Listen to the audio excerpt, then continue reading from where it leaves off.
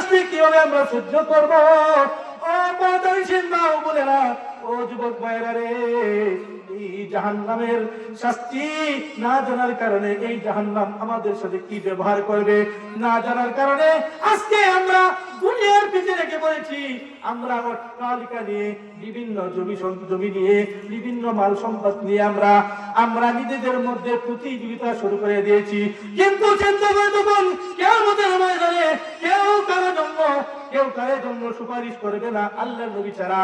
সবাই নিজের জান বাঁচাইতে চাইবে, সবাই পলায়ন করতে চাইবে।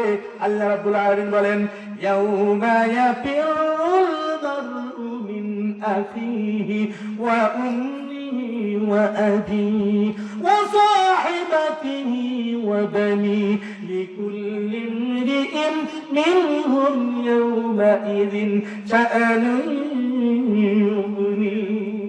আল্লাহ রাব্বুল আলামিন বলেন, কিয়ামতের দিন এমন একটা দিন হবে যেই দিন ভাই ভাইয়ের পরিচয় দিবে না, পিতা তার সন্তানের পরিচয় দিবে না, সন্তান পিতার পরিচয় দিবে না, সকলে নিজের জান বাঁচাইতে থাকবে।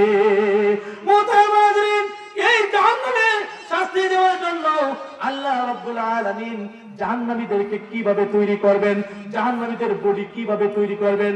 মুহতারাম হাজিরিন, আল্লাহ নবী বলেন, এই জাহান্নামীদেরকে, যে জাহান্নামের মধ্যে জাহান্নামের গরম এত উত্তাপ হবে, এত তীব্র হবে, যদি কোনো একটা লোহাকে ফেলে দেওয়া হয় সাথে সাথে নুনের মতো করে যাবে। ও বাবা, ও মারা, মন দিয়ে শুনুন, এই জাহান্নামে আমরা কিভাবে সহ্য করব জাহান্নামের শাস্তি। সেই জাহান্নামে যাওয়ার জন্য যারা জাহান্নামী হবে আল্লাহ রাব্বুল আলামিন এদের বডি কিভাবে তৈরি করবেন। এক কাপ থেকে আরেক কাপ পর্যন্ত একজন জাহান্নামীর বডির দূরত্ব হবে 3 দিন পর্যন্ত। দ্রুতগামী একটা ঘোড়া যদি দৌড়ে তাহলে 3 দিন গিয়েও শেষ করতে পারবে না। কেমন বড় বডি হবে! জাহান্নামীদের চামড়া হবে 70 গজ মোটা, জাহান্নামীদের এক একটা দাঁত হবে উহুদ পাহাড়ের মতো। মুহতারাম হাজিরিন, বুঝে থাকলে বলুন, এই যে একটা শরীর, এই শরীরটাই নিজের জন্য কষ্টের বিষয় হবে কি না? আপনার ওজন যদি 70 কেজি থাকে আর ডাক্তারে বলে 70 কেজি থাকতে হবে, এরপরে যদি আপনার ওজনটা 500 কেজি হয়ে যায়, কত কেজি হয়ে যায়? 500 কেজি হয়ে যায়, তাহলে এটা কি আপনি নিজেকে নিয়ে গর্ববোধ করবেন? না, আমি অনেক মোটা, অনেক শক্তিশালী মানুষ, এমন মনে করবেন?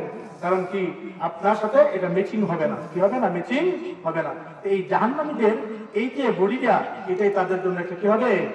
শাস্তির কারণ হবে। চিন্তা করেন, শাস্তি আরম্ভ হয়ে গেছে, বডি দিয়ে শুরু হয়ে গেছে। এই জাহান্নামীদেরকে যখন নাকি জাহান্নামের মধ্যে নিক্ষেপ করা হবে, সাথে সাথে গুনাহ হয়ে যাবে। আল্লাহ রাব্বুল আলামিন বলেন, তালফাহু বুজুহাহুমুন নারু ওয়া হুম বিহা কালিহুন। আল্লাহ রাব্বুল